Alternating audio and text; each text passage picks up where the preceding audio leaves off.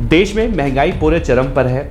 आम आदमी सोचता है कि कैसे अपना घर चलाए। घर की जो महिलाएं हैं, हाउसवाइफ, वो परेशान रहती हैं कि इतने पैसों में महीने भर का खर्चा कैसे निकाला जाए, रोटी पानी का जुगाड़ कैसे किया जाए। महंगाई बहुत ज़्यादा बढ़ चुकी है। इसे लेकर रात दिन एक आदमी गेहूं के घुन की तरह पिसता हुआ जा रहा है। लेकिन देश के राजा साहब इस वक्त विदेश के दौरे पर हैं। अमेरिका में जाकर लोगों को योग सिखा रहे हैं, योग की ट्रेनिंग दे रहे हैं।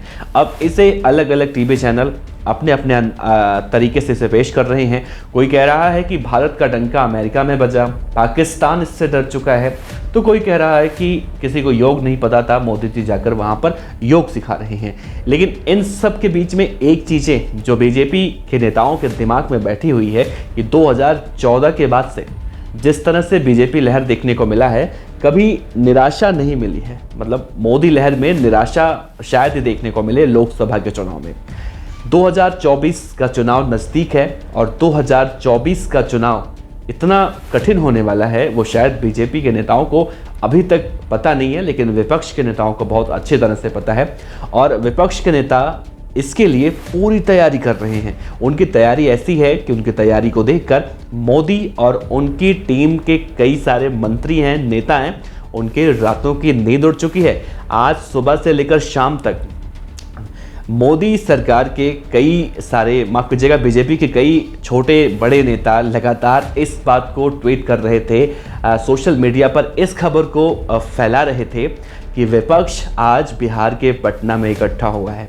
तो आज बिहार के पटना में जब पूरा विपक्ष इकट्ठा हुआ था, करीब 15 पार्टियां जो नेशनल और रीजनल हैं, सभी पार्टियों के नेता वहां पर इकट्ठा हुए थे। इन सब में एक बैठक हुई। बैठक के बाद एक प्रेस कॉन्फ्रेंस हुआ। प्रेस कॉन्फ्रेंस के बाद क्या कुछ हुआ, जिसके बाद अब मोदी सरकार की नींद उड़ चुकी है और प्रधानमंत्री नरेंद्र मोदी को अब ये लगने लगा है कि 2024 का चुनाव जीतना इतना आसान नहीं है जितना आसान अब वो सोच रहे थे। तो देखिए, आज जब विपक्ष इकट्ठा हुआ था तो इस विपक्ष के बैठक में अखिलेश यादव से लेकर ममता बनर्जी और साउथ के कई सारे नेता शामिल हुए। शरद पवार शामिल हुए। उत्तर प्रदेश के पूर्व मुख्यमंत्री अखिलेश यादव भी पहुंचे। दिल्ली के मुख्यमंत्री, पंजाब के मुख्यमंत्री, आम आदमी पार्टी के राज्यसभा सांसद संजय सिंह, मतलब एक पूरा विपक्ष, जिसे विपक्ष कहा जाता है, पूरा विपक्ष आज पटना में देखने को मिला।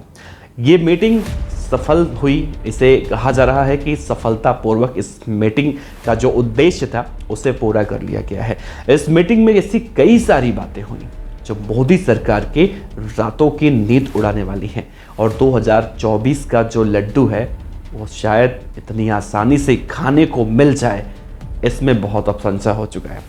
लेकिन इस मीटिंग के मायने क्या हैं, ये मीटिंग क्यों बुलाई गई थी विपक्ष की, और मोदी सरकार के लिए कितना कुछ कठिन होने वाला है, और किस तरह से हमारे देश के ये नेता सत्ता पाने के लिए क्या कुछ कर रहे हैं, चाहे वो मोदी जी हों या फिर विपक्ष, इन सब के बारे में सटीक विश्लेषण करेंगे।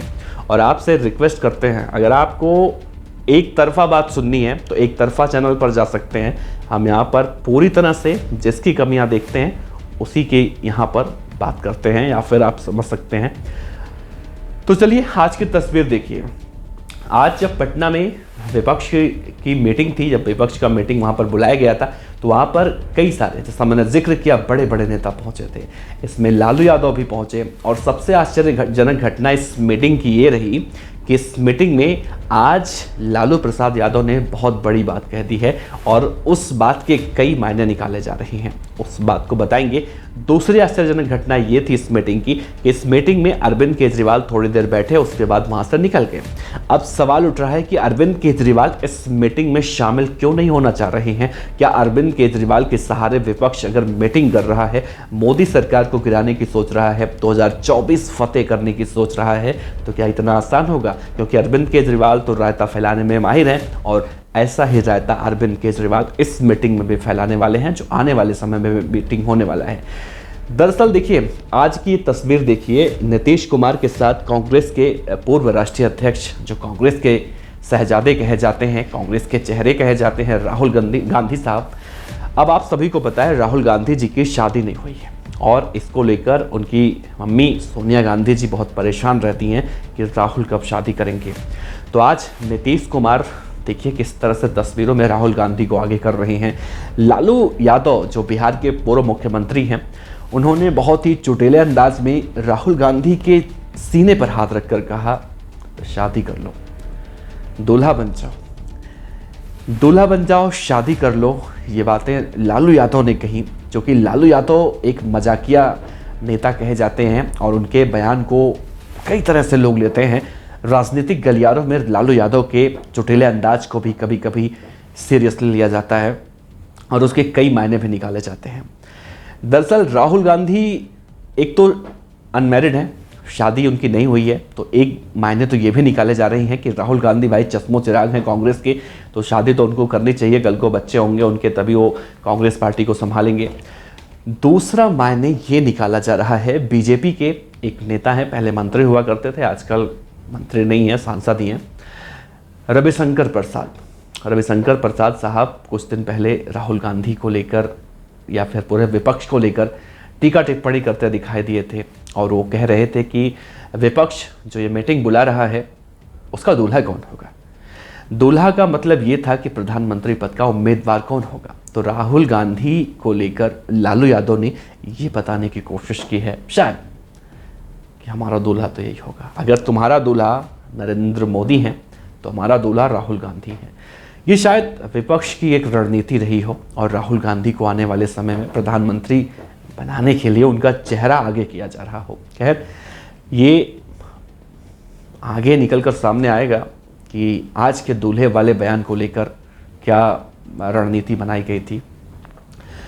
देखिए, इस मीटिंग में कई सारी बातों पर चर्चा हुई है। सबसे पहला कि ये कहा गया है कि आगे हम लोकसभा चुनाव के लिए जहां भी चुनाव होगी, बीजेपी के उम्मीदवार के सामने एक उम्मीदवार हम उतारेंगे, ना कांग्रेस, ना क्षेत्रीय पार्टी, ना आम आदमी पार्टी, मतलब एक उम्मीदवार जो तय किया जाएगा बैठक में वही उतारा जाएगा।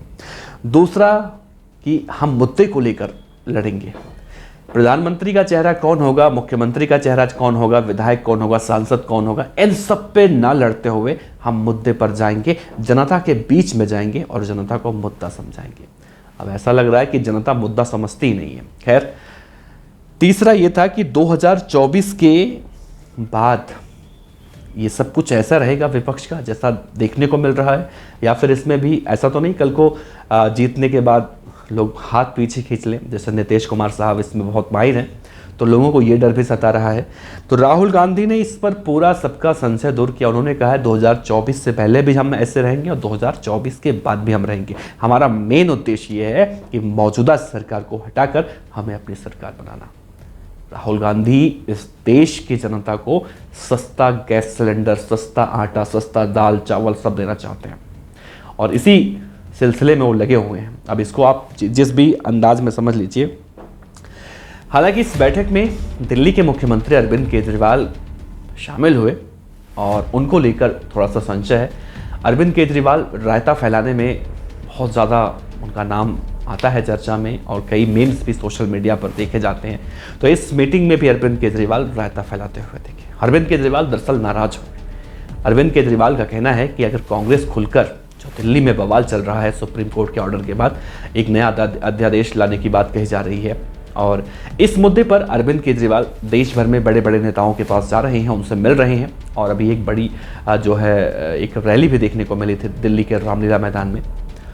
तो अरविंद केजरीवाल चाह रहे हैं कि कांग्रेस पार्टी खुलकर ये बोल दे कि हम आम आदमी पार्टी के साथ हैं और कांग्रेस ये कतई नहीं चाहती खुलकर बोलना कि मैं आम आदमी पार्टी के साथ हूँ। अगर कांग्रेस ऐसा कह देगी तो शायद दिल्ली में, पंजाब में हालत ख़राब हो जाएगा और कांग्रेस पार्टी का बंटाधार होने में ज़्यादा दिन नहीं लगेगा। अरविंद केजरीवाल की परेशानी यही है। और इसके बाद, इन सब चीज़ों के बाद उमर अब्दुल्ला साहब आते हैं। उन्होंने कहा कि अगर जब बीजेपी ने कश्मीर से धारा 370 हटाया था तो आप बीजेपी के साथ थे, तो हमने आज आपके ऊपर आरोप नहीं लगाया कि आप बीजेपी के साथ हैं कि कांग्रेस के साथ। हम आप पर भरोसा कर रहे हैं तो आप भी हम पर भरोसा कीजिए। अब देखिए भैया, एक बैठक और बुलाई गई है अगले महीना जुलाई में और इस बैठक में भी यही सारी बातें की जाएंगी, रणनीति बनाई जाएगी। और इस रणनीति का असर क्या होगा? क्या बीजेपी का वाकई में हालत खराब होने वाला है? प्रधानमंत्री नरेंद्र मोदी की नींदें उड़ने वाली हैं? सच में 2024 सब प्रधानमंत्री नरेंद्र मोदी जो सपना देख रहे हैं, विपक्ष विपक्ष वो सपना तोड़ने की कोशिश ना सिर्फ कर रहा है बल्कि कामयाब हो चुका है। पूरा विपक्ष एक हो चुका है। क्या ऐसा संभव है? खैर, ऐसा हमने देखा था 2019 के लोकसभा चुनाव से पहले भी, लेकिन कुछ नहीं हुआ था।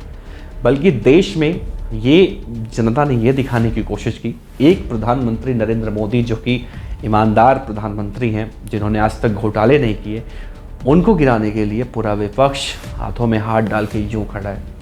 तो जनता को तो यही समझ में आ रहा है, और मैंने भी समझाने की कोशिश की कि विपक्ष क्या चाहता है, मोदी क्या चाहते हैं और केजरीवाल क्या चाहते हैं। और अगर विपक्ष इकट्ठा हो भी जाता है तो 2024 के बाद क्या होने वाला है। क्या वाकई में सिलेंडर सस्ता होगा, रोटी सस्ती होगी, आटा दाल सस्ते होंगे?